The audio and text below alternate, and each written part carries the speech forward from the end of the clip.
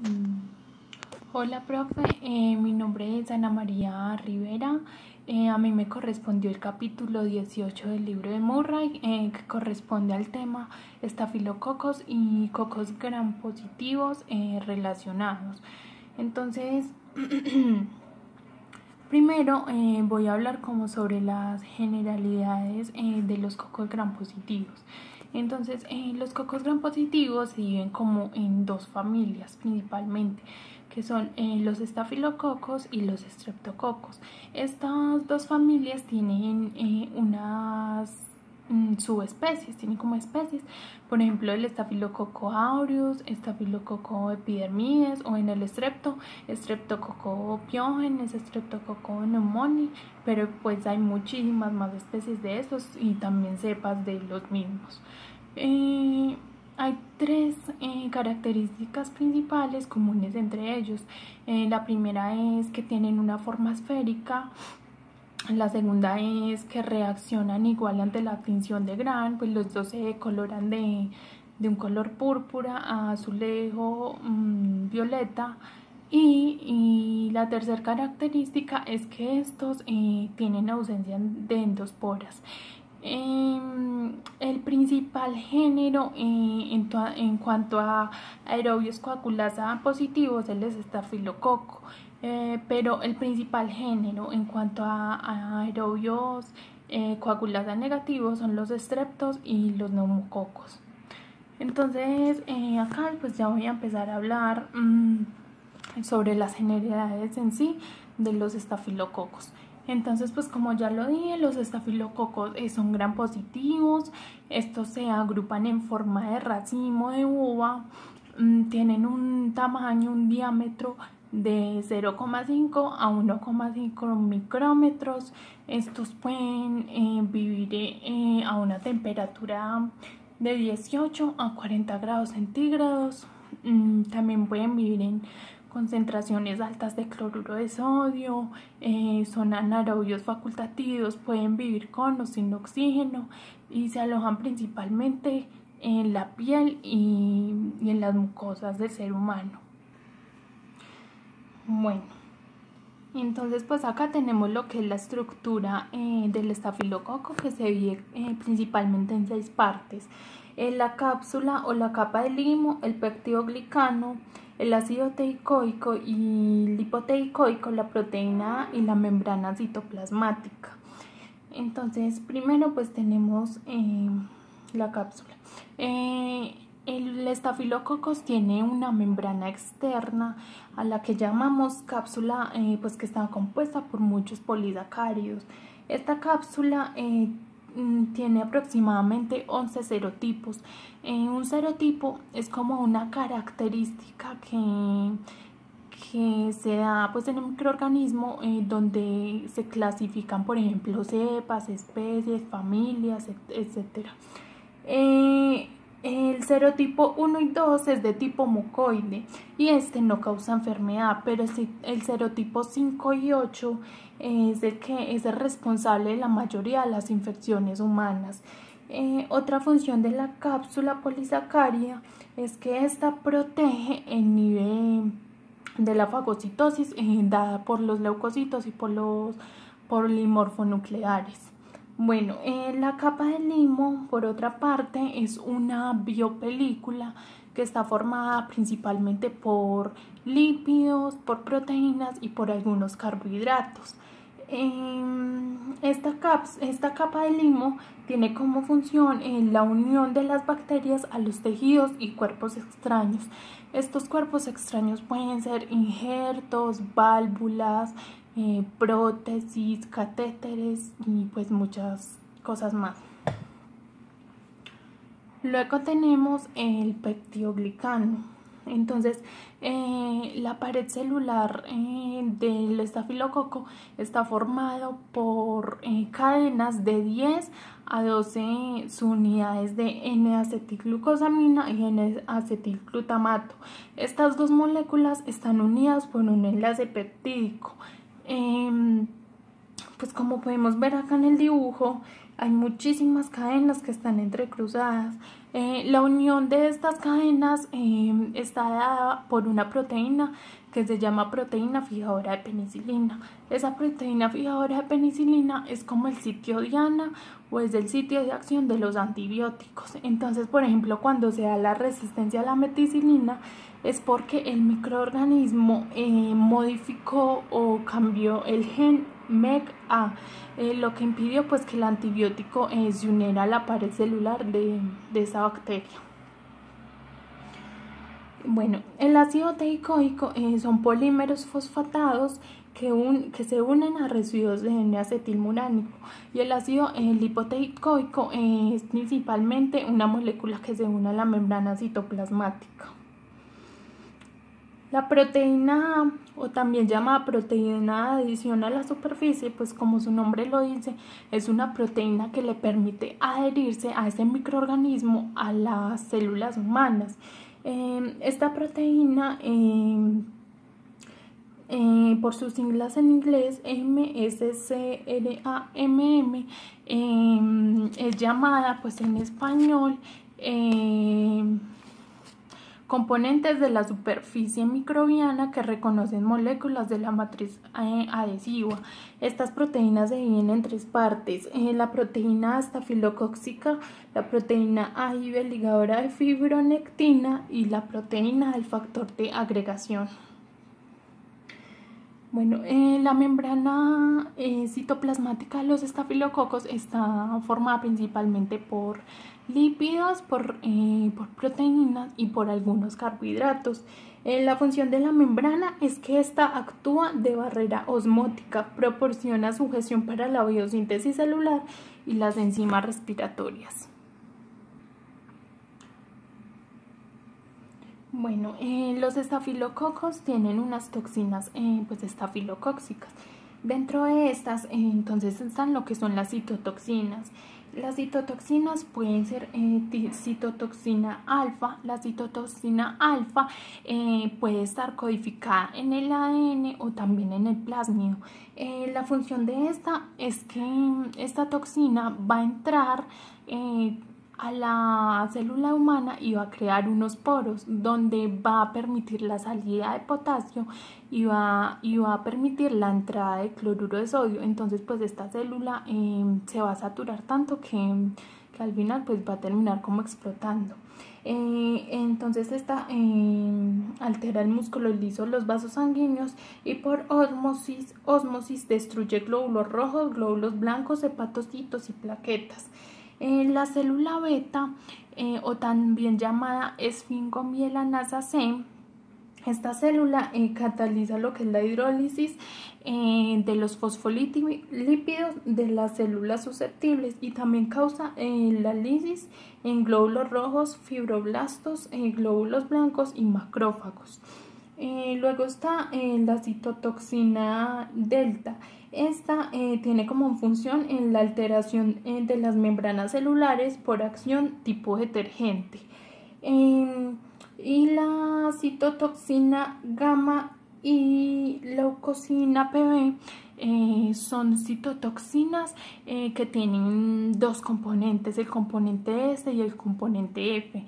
Estas producen la lisis de los neutrófilos y de los macrófagos, y también producen una inestabilidad osmótica.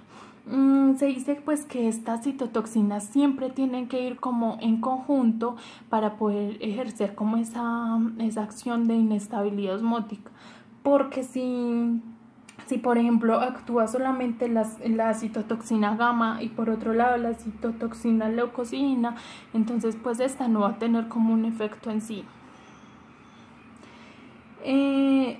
Bueno, acá tenemos lo que son las toxinas exfoliativas, que se dividen principalmente en dos, en ETA y toxinas ETB. Las toxinas ETA son termoestables. Termoestables quiere decir que estas no se van a ver afectadas por el calor ni la presión. Esta toxina está como principalmente asociada al gen del fago. y la toxina ETB es una toxina termolábil. Por el contrario, termolábil quiere decir pues que esta es como muy frágil a la temperatura y al calor. Y esta se va a localizar principalmente en el plásmido. Estas toxinas exfoliativas causan una enfermedad que es muy común, que es el síndrome de la piel escaldada estafilocócica. Esta enfermedad pues después les hablaré bien de ella. También está lo que son las enterotoxinas. Las enterotoxinas son muchas, estas van de la A a la Z, pero las más conocidas, las más estudiadas son las de enterotoxina A. Por ejemplo, la enterotoxina A está asociada principalmente a infecciones alimentarias o a intoxicaciones alimentarias. La enterotoxina C y D está asociada como a la contaminación de productos lácteos. Y la enterotoxina B es la que causa la colitis pseudomembranosa estafilocócica. Se dice pues que estas enterotoxinas son termoestables, como ya lo dije, pues resisten al calor y a la presión. Pueden vivir en una temperatura de 100 grados centígrados durante 30 minutos. Estas no se ven afectadas por la hidrólisis del jugo gástrico y del jugo yeyunal. Y también solamente el 5% de los estafilococos liberan esta enterotoxina. Bueno, entonces también tenemos lo que es la toxina 1 del síndrome de shock tóxico. Esta también es llamada TSC-T1 y esta toxina exige una alta concentración de oxígeno y un pH neutro.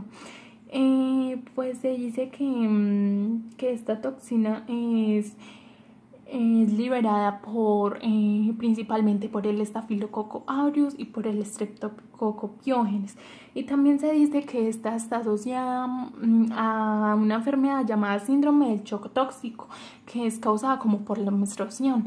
Se dice pues que esta es causada como por la menstruación porque al momento de introducir el tampón, pues el tampón almacena mucho oxígeno y crea como un ambiente cálido para que esta toxina viva allí. Entonces, por lo tanto, la toxina pues se va a alojar allí y va a causar como este tipo de enfermedad. Bueno, esta toxina también se dice que tiene como la capacidad de atravesar la mucosa de la vagina. Bueno, el estafilococo también tiene unas enzimas estafilocóxicas. Primero entonces tenemos la coagulasa. La coagulasa puede ser ligada, esta coagulasa ligada es que convierte el fibrinógeno directamente en fibrina.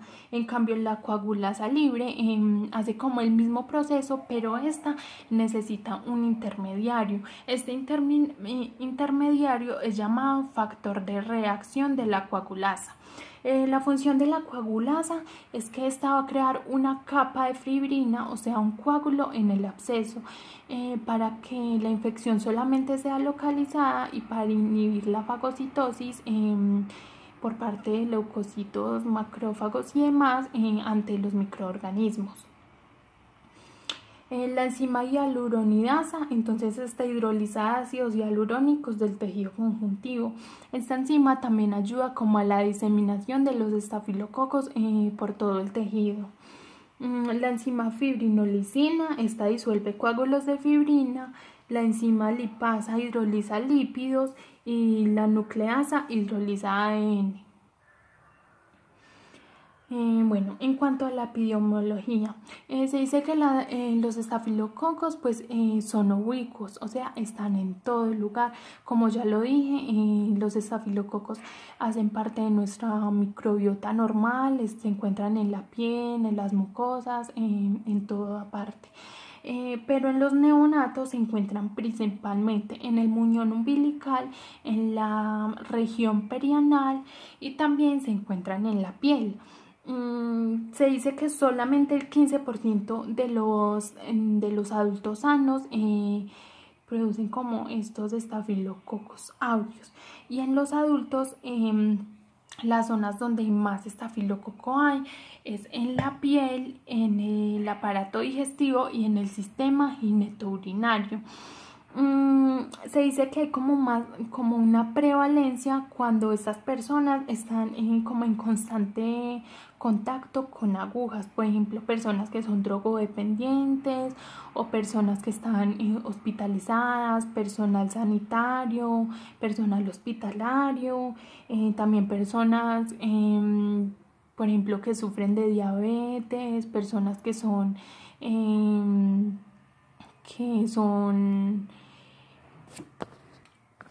personas que requieren de hemodiálisis.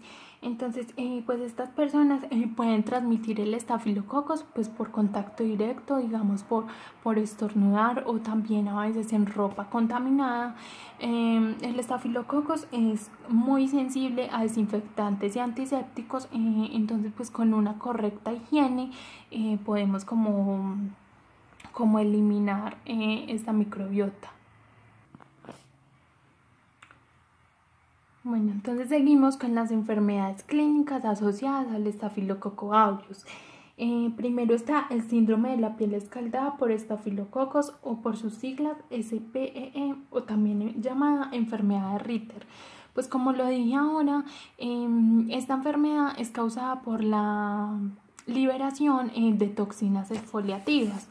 Los principales síntomas de estas entonces son eritema peribucal, enrojecimiento e inflamación que se extienden a otras partes del cuerpo durante 2 días.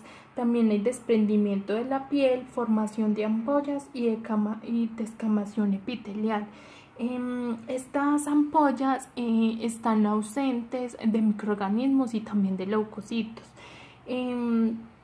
El tejido epitelial se dice que se regenera de 7 a 10 días después y esta enfermedad pues no es como no tiene como una fácil transmisión. Se da principalmente en niños y en bebés pequeños, pero también puede dar en adultos si esas personas tienen alguna enfermedad que los hace inmunosuprimidos. Bueno, otra enfermedad es el limpético ampolloso. El limpético ampolloso es una forma localizada del síndrome de la piel escaldada por estafilococos. Esta enfermedad está principalmente dada por ampollas, que estas ampollas sí tienen microorganismos. Hay eritema, que este eritema se extiende solamente en la zona donde está la ampolla, no hay desprendimiento de la piel y este sí se transmite con facilidad. ¿Por qué se transmite con facilidad? Pues como ya lo dije, las ampollas tienen microorganismos, entonces por ejemplo si esa ampolla se llega a estallar, entonces va a liberar ese líquido. Si otra persona llega y toca ese líquido directamente por contacto directo, entonces allí pues es donde se va a producir la transmisión. Otra enfermedad entonces sería la intoxicación alimentaria por estafilococos. Esta intoxicación alimentaria por estafilococos se da pues, principalmente por la liberación de una toxina que generalmente son las enterotoxinas. Esta enfermedad se da pues por la contaminación de alimentos, alimentos como carnes elaboradas, jamón, carnes curadas con sal. Como lo dije en las primeras diapositivas, el estafilococo puede vivir a altas concentraciones de cloruro de sodio. Entonces, pues en esta carne curada con sal, pues él va a crear como un hábitat más cálido. Los principales síntomas de esta enfermedad son vómito, diarrea, dolor abdominal y náuseas que duran durante 24 horas. El tratamiento para esta es el tratamiento para espasmos abdominales, diarrea y reposición de líquidos. Una persona puede transmitir esta toxina por medio del contacto directo, por ejemplo, personas que trabajan en la cocina. Entonces estas pues si no tienen una buena higiene, por contacto directo pueden transmitir esta toxina. Por ejemplo, si tienen enfermedades cutáneas por estafilococos, o también por estornudos, si no tienen pues su correcto equipo de bioseguridad, entonces esta también puede que tenga una colonización asintomática en la esofaringia. Dentro de esta intoxicación alimentaria también tenemos lo que es la colitis. La colitis es una enfermedad pues también causada por la liberación de enterotoxinas, principalmente por la liberación de enterotoxina A y la toxina leucocina, que esta tiene los dos componentes, el componente S y el componente F. Los principales síntomas de la colitis son diarrea. Esta diarrea es muy acuosa, dolor abdominal y fiebre. Esta colitis está principalmente dada porque la persona de pronto recibió un tratamiento con antibióticos de amplio espectro, lo que esta afectó como la microbiota normal del intestino. Otra enfermedad es el síndrome del shock tóxico. Esta enfermedad aparece en una atmósfera aerobia y un pH neutro, pues como lo dije ahora, es muy común, o bueno, se dice que está asociada pues a la menstruación, porque esta toxina crea pues como un ambiente cálido en el tampón.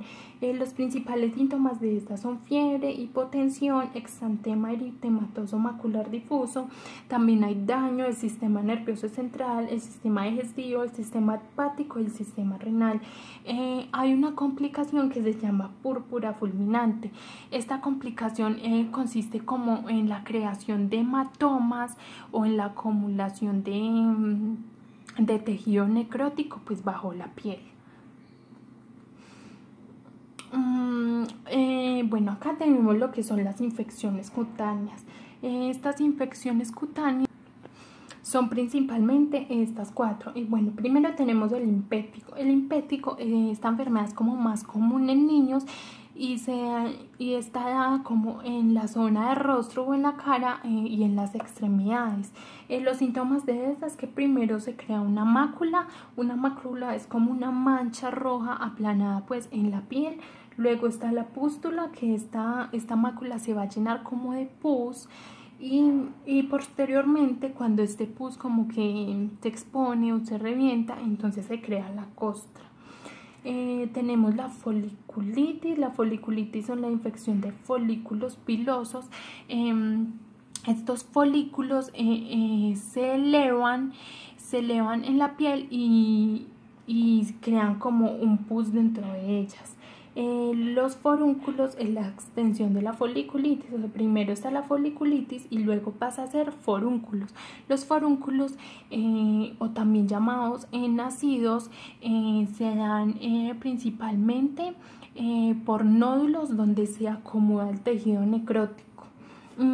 Y por último, el antrax, que es como el estado final de estas dos enfermedades. Primero está la foliculitis, luego los forúnculos y por último está el antrax. Este ya tiene como unos síntomas que están más asociados como a síntomas sistémicos. Por ejemplo, el escalofrío y la fiebre. Allí pues ya hay una acumulación de tejido necrótico. Otra infección cutánea son las infecciones de las heridas. Estas infecciones de las heridas pueden estar causadas, por ejemplo, por descuido de la persona, porque a veces entran suciedades, o por ejemplo porque de pronto se clavó de pronto una astillita. Entonces los síntomas de estas infecciones por heridas son eritema, fiebre localizada, muchísimo dolor. El tratamiento para esta principalmente pues mucha limpieza y desinfección, y si pues con esto no se logra como terminar con la infección, entonces luego sigue procesos quirúrgicos y si estos procesos quirúrgicos pues definitivamente no hacen como un efecto en la infección, entonces esa infección se va a trasladar a la sangre, donde va a producir una bacteremia. La bacteremia está causada pues por una infección cutánea y esta se disemina a todos los órganos, por ejemplo al órgano como el corazón, la endocarditis. Los síntomas de esta pues principalmente sean síntomas como de fiebre, pero posteriormente aparece fiebre, escalofrío y dolor torácico. Las complicaciones de este es que esta bacteremia pues se puede diseminar a muchísimos más órganos. También está lo que es la neumonía y el empiema. La neumonía puede ser neumonía por aspiración, o sea, porque el estafilococo de pronto está o habita en el aire. Neumonía de diseminación hematógena, pues como ya lo dije, puede haber una bacteremia y esta se puede diseminar a otros órganos como los pulmones. Y neumonía necrosante. El empiema es esa formación de abscesos en los pulmones. Luego está la osteomielitis y la artritis séptica. Esta osteomielitis está pues por la diseminación de la infección al hueso. Entonces, por ejemplo, si hay una herida que se infectó cerca a un hueso, pues esta va a llegar a habitar en el hueso. La artritis séptica, las causas principales son inyecciones intracelulares o articulaciones con anomalías mecánicas. Los síntomas son dolor y eritema en la articulación y material purulento. Bueno, enfermedades clínicas por Staphylococcus epidermidis y otros Staphylococcus coagulasa negativo. Entonces, endocarditis. La endocarditis, pues como lo dije ahora, puede estar causada por el Staphylococcus aureus, pero también por otros Staphylococcus coagulasa negativo. Entonces, principalmente está causada por el Staphylococcus lugdunensis. Esta endocarditis pues se debe pronto cuando hubo un recambio o un reemplazo de las válvulas, entonces por allí entró pues esta bacteria. Los síntomas de estos son dolor torácico, fiebre y daños en el sistema cardiovascular. Las complicaciones de es que de pronto esta infección puede llegar a separar la válvula de la sutura. También están las infecciones de catéteres y derivaciones. Solamente el 50% de estas infecciones están dadas por el Staphylococcus coagulasa negativo. Esta infección lo que hace es que crea una capa de polisacáridos donde esta se va pues a unir a los catéteres y derivados para inhibir ese efecto del antibiótico y para impedir pues la fagocitosis por parte de los glóbulos blancos. También tenemos las infecciones de las prótesis articulares, que los síntomas son dolor localizado, fallo mecánico de la articulación, y el tratamiento para esto es la sustitución de la articulación y tratamiento con antibióticos. Las infecciones del aparato genitourinario están principalmente dadas por el Staphylococcus saprophyticus. Estas se dan principalmente en mujeres jóvenes que están sexualmente activas. Las principales síntomas es disuria, que es dolor al orinar, piuria, que es pus en la orina, y en la orina también se pueden encontrar en numerosos microorganismos. El tratamiento para esta es con antibióticos. Bueno, acá tenemos lo que es el diagnóstico y la identificación de los estafilococos. Entonces, pues según la enfermedad, los estafilococos se pueden alojar en ampollas, en abscesos, como también en sangre.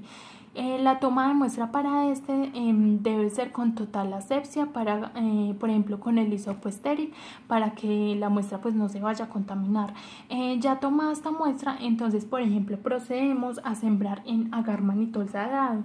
El agar-mannitol salado contiene cloruro de sodio, que se va a inhibir el crecimiento de microorganismos gram negativos. Pues acá se siembra la muestra se lleva a incubar durante 24 horas y luego de esta incubación entonces vamos a proceder a leer pues el crecimiento. Si hubo crecimiento de unas colonias amarillas es porque el microorganismo hidrolizó el manitol. Esto se da pues comúnmente en estafilococos coagulasa positivo. Entonces, por ejemplo, un estafilococo coagulasa positivo son los estafilococos aureus.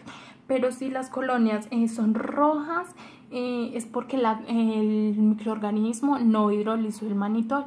Entonces esto se da en estafilococo coagulasa negativo, por ejemplo el estafilococo epidermidis. Otro método de identificación es el agar DNA. Este agar se usa para verificar si el estafilococo produce la enzima desoxirribonucleasa. Por ejemplo, si el halo es transparente es porque el microorganismo sí produce la enzima DNasa. Un ejemplo de esta es el estafilococo aureus. Pero si el microorganismo si el halo del microorganismo pues permanece igual, es porque no produce la enzima DNasa, por ejemplo, o sea que es otra especie, por ejemplo, Staphylococcus saprophyticus. Otra prueba es la prueba de coagulasa. Esta prueba de coagulasa se hace para verificar si el microorganismo produce la enzima coagulasa.